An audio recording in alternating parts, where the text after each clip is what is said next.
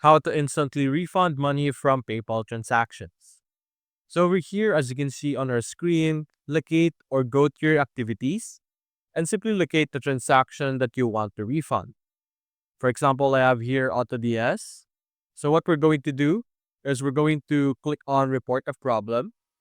And there's two ways to approach this. There's two ways to be able to refund your money.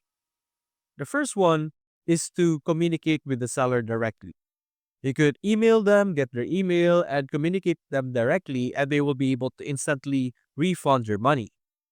But if you want to stick with PayPal, we could click on continue filing with PayPal and then simply enter or put in the issue information.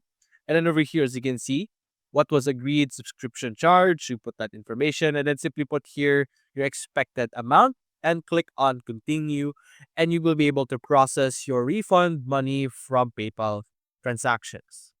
So that's it, guys. If you enjoyed this video, leave a like and subscribe. Thanks for watching.